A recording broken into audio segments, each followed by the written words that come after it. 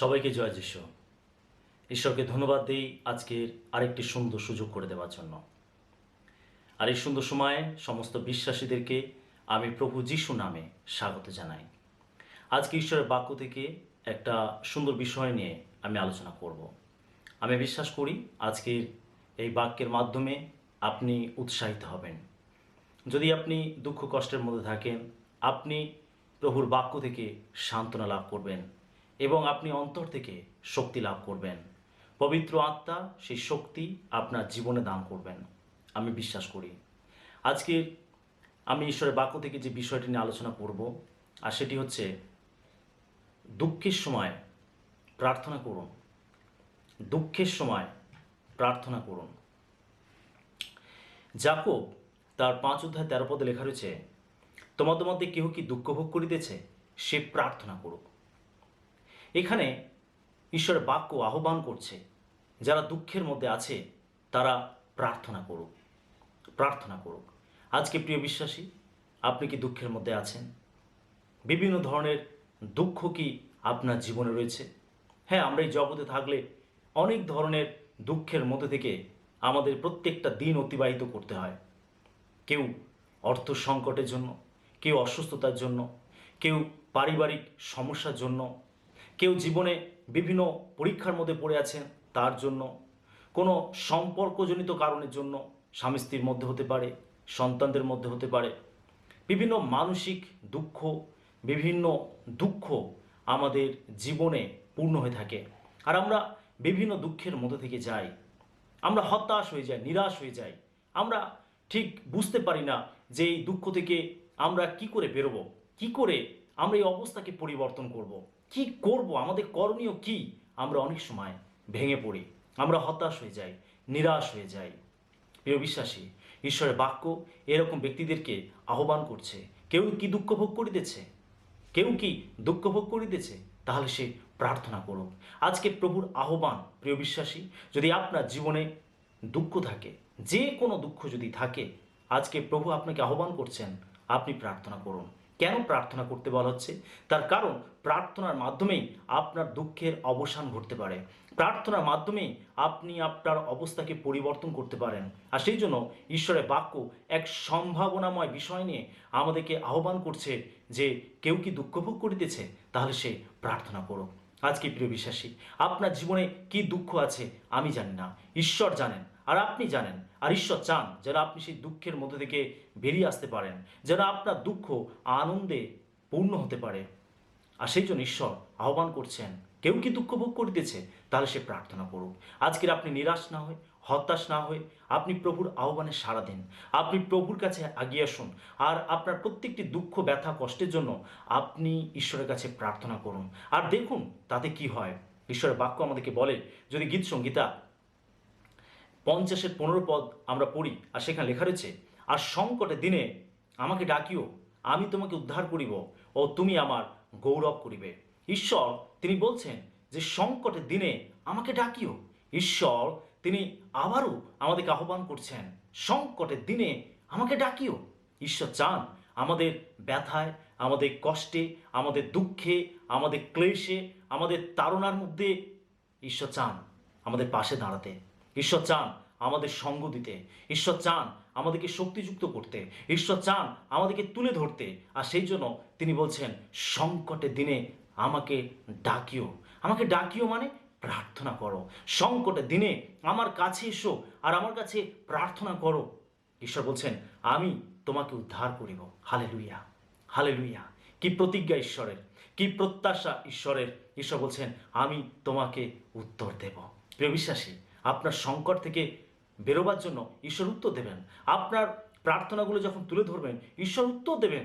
ঈশ্বর বলছেন, আমাকে ডাকিও, আমি তোমাকে উত্তর দেব, আমি তোমাকে উদ্ধার করিব, আমি তোমাকে উদ্ধার করিব।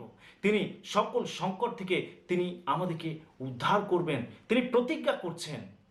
তাহলে আপনি সংকটের সময়, দুঃখের সময়, কষ্টের সময় কেন আপনি ঈশ্বরবিহীন জীবনযাপন করবেন? কেন আপনি ভুল পথে পরিচালিত হবেন? কেন দুঃখ, হতাশা, নিরাশার মধ্যে ডুবে যাবেন? ঈশ্বর বলছেন, আমি তোমাকে উদ্ধার করিব। ঈশ্বর চান আমাদেরকে উদ্ধার করতে। ঈশ্বর চান তার হাত বাড়িয়ে আমাদেরকে স্পর্শ করতে, ঈশ্বর চান আমাদের পাশে দাঁড়াতে, ঈশ্বর চান আমাদেরকে তুলে ধরতে। সেই জন্য প্রিয় বিশ্বাসী, যখন আপনি সংকটে পড়বেন, আপনি ঈশ্বরের আহ্বানে সাড়া দিন আর ঈশ্বরের কাছে এসে আপনি আপনার দুঃখগুলো তুলে ধরুন। প্রভু, আমি দুঃখের মধ্যে আছি, প্রভু আমি কষ্টের মধ্যে আছি, তুমি প্রতিজ্ঞা করেছ আমাকে ডাকবে, আমি তোমাকে উদ্ধার করব। প্রভু তুমি আমাকে উদ্ধার করো, আমার এই সংকট থেকে আমাকে উদ্ধার করো, আমার এই রোগ থেকে আমাকে উদ্ধার করো, আমার এই অর্থনৈতিক সমস্যা থেকে আমাকে উদ্ধার করো, আমার সম্পর্কজনিত এই সমস্যার মধ্যে থেকে আমাকে উদ্ধার করো, প্রভু আমাকে উদ্ধার করো। আপনি যখন এইভাবে তার কাছে আসবেন, তিনি আপনাকে উদ্ধার করবেন। হালেলুয়া! ঈশ্বর বিশ্বস্ত, তিনি যা কিছু বলেন তিনি তা রক্ষা করেন, পালন করেন। তিনি তার প্রতিজ্ঞা সব সময় তিনি স্মরণ করেন এবং প্রতিজ্ঞা অনুযায়ী তিনি কাজ করেন। তার প্রতিজ্ঞা ছাড়া তিনি অন্যথা করেন না। তিনি যা কিছু করেন তিনি তার প্রতিজ্ঞা অনুযায়ী করেন, তার বাক্য অনুযায়ী করেন। আর তিনি এখানে প্রতিজ্ঞা করছেন, আমি তোমাকে উদ্ধার করিব। ঈশ্বর আমাদেরকে উদ্ধার করবেন, তিনি তার প্রতিজ্ঞাকে রাখবেন।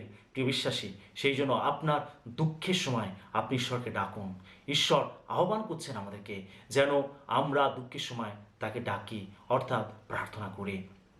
যখন আমরা প্রার্থনা করব, ঈশ্বর আমাদেরকে উদ্ধার করবেন, আমাদের প্রার্থনার উত্তর দেবেন, আমাদের দুঃখের অবসান ঘটাবেন। আর তখন আমরা কি করব? তখন আমরা ঈশ্বরের গৌরব করব। এখানে বলছে, আমি তোমাকে উদ্ধার করিব ও তুমি আমার গৌরব করিবে। ঈশ্বরের গৌরব, ঈশ্বরের মহিমা, ঈশ্বর চান যেন আমরা তার গৌরব করি, তার মহিমা করি, তার প্রশংসা করি। যখন আমরা উদ্ধার পাই, প্রার্থনা উত্তর পাই, সংকট সমস্যা থেকে আমরা বেরিয়ে আসতে পারি, তখন আমাদের হৃদয় আনন্দে ভরে যায়, আমরা উৎফুল্ল হই, আমরা তখন প্রশংসা করি, আরাধনা করি, ঈশ্বরকে জয় জয়কার করি। কারণ তিনি তা করেছেন, তিনি আমাদেরকে সাহায্য করেছেন, তিনি আমাদেরকে রক্ষা করেছেন। ঈশ্বর বলছেন, আমি তোমাকে উদ্ধার করিব আর তুমি আমার গৌরব করিবে।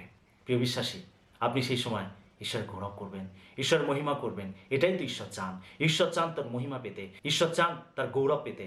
ঈশ্বর বলেন, আমি আমার গৌরব অন্যকে দেব না। ঈশ্বর তার মহিমা, তার গৌরবের ক্ষেত্রে তিনি কিন্তু স্বার্থপর। তিনি বলেন, আমি আমার গৌরব অন্যকে দেব না। ঈশ্বর চান না তার গৌরব অন্য কেউ নিক। ঈশ্বর চান তার গৌরব তিনি গ্রহণ করুক, তিনি পেতে চান। প্রিয় বিশ্বাসী, আপনি সংকটের দিনে প্রভুকে ডাকবেন, প্রভু আপনাকে উদ্ধার করবেন। আর আপনি কি করবেন? আপনি তার গৌরব করবেন, তার প্রশংসা করবেন। আপনি আরাধনায় আপনার মুখকে, আপনার ওষ্ঠাধরকে আপনি পূর্ণ করবেন, আপনার হৃদয়কে পূর্ণ করবেন তার আরাধনাতে। এটাই তো ঈশ্বর চান, তার মহিমা পেতে, তার গৌরব পেতে। যদি আপনি দেখেন, বাইবেলে একজন ব্যক্তি যার জীবনে এরকম সংকট ছিল, অভাব ছিল, সমস্যা ছিল, আর তিনি এই সংকটের সময়, এই অভাবের সময় তিনি ঈশ্বরকে ডেকেছিলেন। তিনি ডেকেছিলেন আর ঈশ্বর তাকে কিভাবে উত্তর দিয়েছিলেন দেখুন। লেখা রয়েছে প্রথম বংশাবলী 4 অধ্যায় 9 থেকে 10 পদ। আর যাবেশ আপন ভাতৃগণের মধ্যে সর্বাপেক্ষা সম্ভ্রান্ত ছিলেন। তাহার মাতা তাহার নাম যাবেশ রাখিয়া বলেছিলেন, আমি তো দুঃখেতে প্রসব করিলাম। আর যাবেশ ইসরায়েলের ঈশ্বরকে ডাকিলেন, বলিলেন, আহা, তুমি সত্যই আমাকে আশীর্বাদ করো, আমার অধিকার বৃদ্ধি করো, ও তোমার হস্ত আমার সঙ্গে সঙ্গে থাকুক, আর আমি যেন দুঃখ প্রাপ্ত না হই, এই জন্য মন্দ হইতে আমাকে রক্ষা করো। তাহাতে ঈশ্বর তাহার যাচিত বিষয় দান করিলেন। যাবেশ তার যখন জন্ম হয়েছিল, তখন তার পরিবারে সংকট ছিল, তার পরিবারে অভাব ছিল, তার পরিবারে কষ্ট ছিল। আর যাবেশ এইরকম একটা পরিস্থিতির মধ্যে জন্মগ্রহণ করেছিল। সেই জন্য তার মা জন্ম দিয়ে তাকে বলেছিল, আমি তো দুঃখে একে প্রসব করলাম। যাবেশ কথার অর্থ হচ্ছে যার দুঃখেতে জন্ম।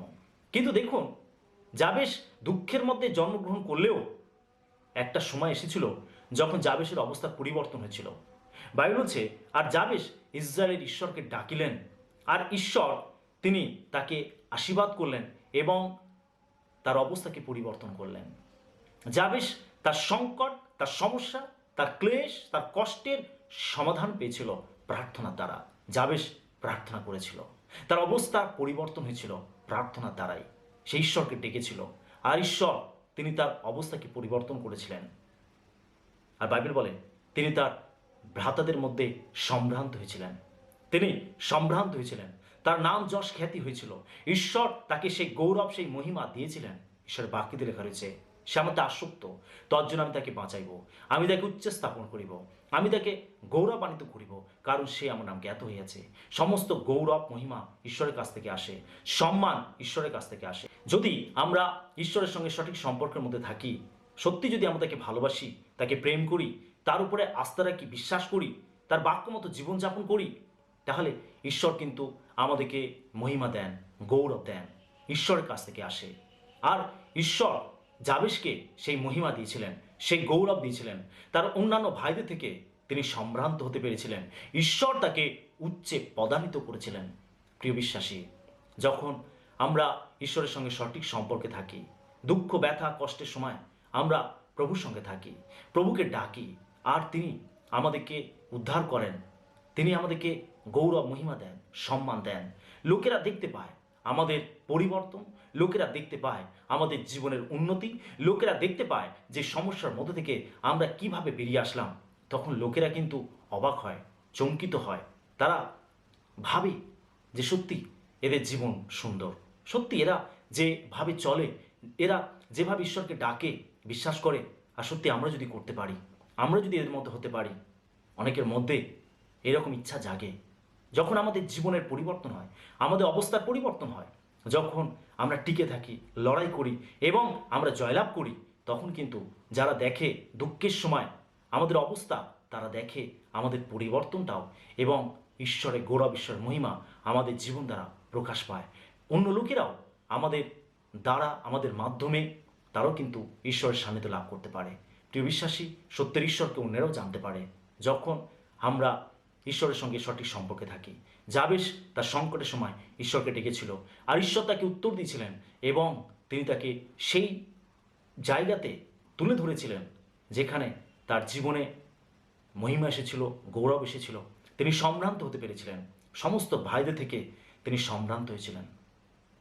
প্রিয় বিশ্বাসী, সেই জন্য দুঃখের সময় আপনি হতাশ হবেন না, নিরাশ হবেন না, আপনি প্রার্থনা করুন, ইসরায়েলের ঈশ্বরকে ডাকুন যাবেশের মতো। তিনি আপনাকে তুলে ধরবেন, তিনি আপনার অবস্থাকে পরিবর্তন করবেন। আমরা 2 তিমথিও 2:9 যদি দেখি, সেখানে আমরা দেখি প্রেরিত পৌল তিনি সুসমাচার প্রচার করার জন্য তিনি অনেক ক্লেশ ভোগ তিনি স্বীকার করেছিলেন। লেখা রয়েছে 2 তিমথিও 2:9, সেই সুসমাচার সম্বন্ধে আমি দুষ্কর্মকারী ন্যায় বন্ধন দশা পর্যন্ত ক্লেশ ভোগ করিতেছি, কিন্তু ঈশ্বরের বাক্য বদ্ধ হয় নাই। প্রেরিত পৌল তিনি যখন সুসমাচার প্রচার করছিলেন, তাকেও অনেক ক্লেশের মধ্যে থেকে যেতে হয়েছিল। কখনো অভাব, কখনো উপবাস, কখনো দস্যু সংকট, কখনো সমুদ্র সংকট, কখনো উলঙ্গতায়, প্রাণ সংশয়, বিভিন্ন অত্যাচারে, তাড়নার মধ্যে থেকে তাকে যেতে হয়েছিল। কিন্তু তিনি বলছেন যে ঈশ্বরের বাক্য বদ্ধ হয় নাই, ঈশ্বরের বাক্য থেমে থাকেনি। এত ক্লেশ আমার জীবন এসেছিল, এত কষ্ট আমার জীবন এসেছিল, কিন্তু ঈশ্বরের বাক্য বদ্ধ হয় নাই। এখানে প্রেরিত পৌল এখানে তিনি বলছেন বন্ধন দশা পর্যন্ত ক্লেশ ভোগ করিতেছে। তিনি এখানে ক্লেশ ভোগ শব্দটিকে ব্যবহার করেছেন। তিনি দুঃখের মধ্যে পড়েছিলেন, তিনি সংকটের মধ্যে পড়েছিলেন, তিনি ক্লেশের মধ্যে পড়েছিলেন। এরকম সময়ও তিনি যুদ্ধ করেছিলেন, তিনি লড়াই করেছিলেন, তিনি তার বিশ্বাস থেকে সরে যাননি। তিনি ঈশ্বরের বাক্যের জন্য তিনি ফাইট করেছিলেন, ঈশ্বরের বাক্যকে তিনি প্রচার করেছিলেন, এবং প্রভুর সঙ্গে সঠিক সম্পর্কে তিনি ছিলেন। তিনি বলেছেন, আমার লক্ষ্য একটাই, যেন আমি আমার লক্ষ্যের শেষ পর্যন্ত পৌঁছাতে পারি, আমি আমার দৌড়কে শেষ করতে পারি। তিনি বলেছিলেন, আমার পক্ষে জীবন খ্রিস্ট এবং মরণ লাভ। অর্থাৎ আমি যদি বাঁচি তো খ্রিস্টের জন্য, আর যদি মরি তো খ্রিস্টের জন্য। তার জীবনে যে দুঃখ কষ্ট এসেছিল, তিনি তার জন্য হতাশ হননি, নিরাশ হননি, তিনি ভেঙে পড়েননি, তিনি পিছিয়ে পড়েননি, তিনি আগিয়ে গেছেন, তিনি জয়লাভ করেছেন, তিনি তার দৌড়ের শেষ পর্যন্ত তিনি পৌঁছাতে পেরেছিলেন। প্রিয় বিশ্বাসী, ক্লেশের সময়, দুঃখের সময় আমরা যেন প্রার্থনা করি। ঈশ্বরের বাক্য আমাদেরকে আহ্বান করে আমরা যেন প্রার্থনা করি, তাকে ডাকি, আমরা যেন প্রভুর উপরে নির্ভর করি। যদি আমরা 1 পিতর 5:7 দেখি, সেখানে লেখা রয়েছে, তোমাদের সমস্ত ভাবনার ভার তাহার উপরে ফেলিয়া দাও, কেননা তিনি তোমাদের জন্য চিন্তা করেন। কষ্টের সময় আমাদের সমস্ত ভাবনার ভার যেন প্রভুর উপর দেই, কেননা তিনি আমাদের জন্য চিন্তা করেন। প্রিয় বিশ্বাসী, আপনি কিভাবে আপনার ভার প্রভুর উপরে রাখবেন? যদি না আপনি প্রার্থনা করেন, যদি না আপনি তাকে ডাকেন। যখন দুঃখের সময়, ক্লেশের সময়, সংকটের সময় আপনি প্রার্থনা করছেন, তার মানে এটা চিহ্নিত করছে যে আপনি ঈশ্বরের উপরে ভার রাখছেন, আপনি ঈশ্বরের উপরে আস্থা রাখছেন। আর ঈশ্বর কখনো আপনাকে লজ্জিত হতে দেবেন না। তিনি অবশ্যই আপনার ভার বহন করবেন, আপনার চিন্তার ভার তিনি নেবেন এবং তিনি আপনাকে চিন্তামুক্ত করবেন। তিনি আপনাকে তুলে ধরবেন, তিনি আপনাকে সঙ্গ দেবেন, শক্তি দেবেন, আপনাকে সাহায্য করবেন। সেই জন্য আপনি সমস্ত ভার ঈশ্বরের উপর রাখুন, কারণ তিনি আমাদের জন্য চিন্তা করেন। হালেলুইয়া। সব থেকে ভালো চিন্তাটা ঈশ্বর আমাদের জন্য করেন। যদিও আমরা ক্লেশের মধ্যে পড়ি, দুঃখের মধ্যে পড়ি, সংকটের মধ্যে পড়ি, কিন্তু ঈশ্বর আমাদের জন্য সব থেকে ভালো চিন্তাটা করেন। আর সেই জন্য আমাদের উচিত দুঃখের সময় প্রার্থনা করা এবং সমস্ত ভার ঈশ্বরের উপরে রাখা। যদি গীত সংগীতা 4:1 পড়েন, সেখানে লেখা রয়েছে, হে আমার ধার্মিকতার ঈশ্বর, আমি ডাকিলে আমাকে উত্তর দাও। সংকটে তুমি আমাকে মনের প্রশস্ততা দিয়াছ, আমাকে দয়া করো, আমার প্রার্থনা শোনো। এটা একটি গান আছে, কোরাস গান করা হয় এই পত্রিকে নিয়ে। হে আমার ধার্মিকতার ঈশ্বর, আমি ডাকিলে আমাকে উত্তর দাও। সংকটে তুমি আমাকে মনের প্রশস্ততা দিয়াছ, আমাকে দয়া করো, আমার প্রার্থনা শোনো, আমাকে দয়া করো, আমার প্রার্থনা শোনো। যখন আপনি সংকটের সময় ঈশ্বরকে ডাকবেন, প্রার্থনা করবেন, ঈশ্বর আপনার মনের প্রশস্ততা দেবেন। হালেলুয়া। এখানে লেখা রয়েছে, হে আমার ধার্মিকতার ঈশ্বর, আমি ডাকিলে আমাকে উত্তর দাও। সংকটে তুমি আমাকে মনের প্রশস্ততা দিয়াছ। সংকটের সময় যখন আমরা ঈশ্বরকে ডাকি, তিনি আমাদের মনের প্রশস্ততা দেন, অর্থাৎ আমাদের মনে শান্তি দেন। সমস্ত উদ্বিগ্নতা, ভয়, নিরাশা এগুলোকে তিনি দূর করে তিনি আমাদের মনে প্রশস্ততা দেন। হালেলুয়া। সেই জন্য সংকটের সময় আপনার প্রয়োজন আছে ঈশ্বরের কাছ থেকে প্রশস্ততা পাওয়া, মনের প্রশস্ততা পাওয়া। আমাদের মনে ঈশ্বর এক শান্তি দেন, এক আনন্দ দেন। যদিও দুঃখ থাকে, কষ্ট থাকে, ক্লেশ থাকে, কিন্তু যদি আমরা প্রার্থনায় তার সান্নিধ্যে আসি, তিনি আমাদের মনে প্রশস্ততা দেবেন। আপনি এক অলৌকিক শান্তি লাভ করবেন, এক অলৌকিক শক্তি লাভ করবেন, যেটা আপনাকে ধরে রাখবে, আপনাকে পড়ে যেতে দেবে না, আপনাকে ডুবে যেতে দেবে না, বরং আপনাকে টেনে তুলবে পড়ে। আপনি এক অলৌকিক শক্তি পাবেন, মনের প্রশস্ততা পাবেন, এক শান্তি আপনি লাভ করবেন। যখন সংকটের সময় আপনি ঈশ্বরকে ডাকবেন, তার উপরে আপনি নির্ভর করবেন। প্রিয় বিশ্বাসী, সেই জন্য আপনি কেন নিরাশ হবেন, কেন হতাশ হবেন? ক্লেশের মধ্যে পড়ে, কষ্টের মধ্যে পড়ে, সংকটের মধ্যে পড়ে, দুঃখের মধ্যে পড়ে আপনি ঈশ্বরকে ডাকুন, প্রার্থনা করুন।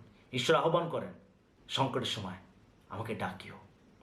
কেউ কি দুঃখ ভোগ করিতেছে, তাহলে সে প্রার্থনা করুন। আপনি দুঃখের সময় এদিক ওদিক না দৌড়ে, এদিক ওদিক ভ্রান্ত না হয়ে ঈশ্বরের কাছে বসুন, ঈশ্বরের সান্নিধ্যে বসুন, তার সঙ্গে সময় কাটান। আপনার দুঃখগুলো আপনি শেয়ার করুন, তাকে তার কাছে তুলে ধরুন, সমর্পণ করুন। দেখুন না কি ঘটে। আস্থা রাখুন, ভরসা রাখুন, নির্ভর করুন। দেখুন না তিনি কিভাবে অলৌকিক কাজ করেন, তিনি কিভাবে আপনার অবস্থাকে পরিবর্তন করেন।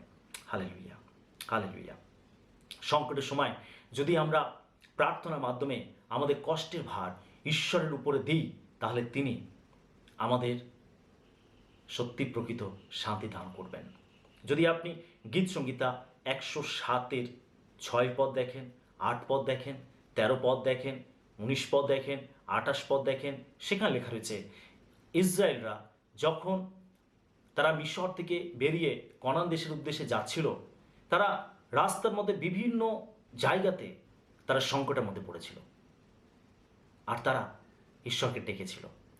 বাইবেলে লেখা রয়েছে, সংকটে তাহারা ক্রন্দন করিল, আর ঈশ্বর তাহাদেরকে উদ্ধার করিলেন। এই একই কথা লেখা রয়েছে 6 পদে, 8 পদে, 13 পদে, 19 পদে, 28 পদে।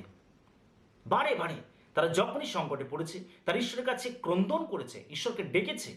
কখনো খাদ্যের সংকট, ঈশ্বর তাদের প্রার্থনা শুনলেন, তাদের কষ্ট দেখলেন, তারা আর্তনাদ করল। যখন খাদ্যের অভাব, যখন খাদ্যের প্রয়োজন, তখন তারা আর্তনাদ করল, আর ঈশ্বর স্বর্গ থেকে তাদের মান্না খেতে দিলেন। যখন তারা জলের সংকটে পড়েছে, তারা আর্তনাদ করেছে, ঈশ্বর তিক্ত জলকে মিষ্টি জলে রূপান্তরিত করেছেন। তিনি প্রস্তরের মধ্যে থেকে জলের অণু বের করেছেন। তিনি কত অলৌকিকভাবে তাদেরকে উদ্ধার করেছেন। প্রিয় বিশ্বাসী, ঈশ্বর চান একইভাবে যেন ঈশ্বরের লোকেরা সংকটে তাকে ডাকে, তাকে আহ্বান করে, আর তিনি তাদের সংকট থেকে ত্রাণ করবেন, উদ্ধার করবেন। তিনি চান আমাদেরকে উদ্ধার করতে, তিনি চান আমাদেরকে সাহায্য করতে। যেভাবে তিনি ইসরায়েল লোকেদেরকে উদ্ধার করেছিলেন তাদের খাদ্যের সংকটে, জলের সংকটে, দস্যু সংকটে, প্রাণ সংশয় যখন এসেছিল, তারা ঈশ্বরের কাছে ক্রন্দন করেছিল, আর ঈশ্বর তাদেরকে উদ্ধার করেছিলেন। একইভাবে ঈশ্বর আমাদেরকে উদ্ধার করতে চান, আমাদেরকেও সাহায্য করতে চান। সেই জন্য আপনি নিরাশ হবেন না, ঈশ্বরের উপরে আস্থা রাখুন। দুঃখের সময়, সংকটের সময় আপনি প্রার্থনা করুন, ঈশ্বর আপনার দুঃখের অবসান ঘটাবেন। হালেলুয়া। আসুন আমরা সময় প্রার্থনা করি। স্বর্গের জীবন্ত পিতা, তোমাকে ধন্যবাদ দিই, ধন্যবাদ দিই এই সুন্দর সময়ের জন্য। ধন্যবাদ করি যে প্রভু, তুমি আমাদেরকে তোমার বাক্যের সামনে এনেছো। তোমার বাক্যের মাধ্যমে আমাদেরকে প্রত্যাশা দিলে, নতুন শক্তি দিলে, বাক্যের মাধ্যমে আমাদেরকে সান্ত্বনা দিলে। অনেকেই আছেন প্রভু তোমার সন্তানরা, যারা এই সময় এই বাক্যটি দেখছেন। প্রভু গো, হয়তো তাদের জীবনে কোনো দুঃখ রয়েছে, হয়তো তাদের জীবনে কোনো কষ্ট রয়েছে, হয়তো কোনো ক্লেশ রয়েছে, তাদের হৃদয়ে হয়তো অনেক ধরনের ক্ষত রয়েছে, অনেক বোঝা তাদের জীবনে রয়েছে। প্রভু তুমি জানো, তুমি অন্তর্যামী, তুমি সর্বশক্তিমান ঈশ্বর, জীবন্ত প্রভু। তোমার বাক্য অনুযায়ী, তোমার প্রতিজ্ঞা অনুযায়ী তুমি তাদের মনের প্রশস্ততা দাও, তুমি তাদেরকে আশীর্বাদ করো, তাদের দুঃখের অবসান ঘটাও। জীবন্ত প্রভু, তুমি তাদেরকে শক্তি প্রদান করো, তাদের সমস্যা থেকে তুমি তাদেরকে উদ্ধার করো।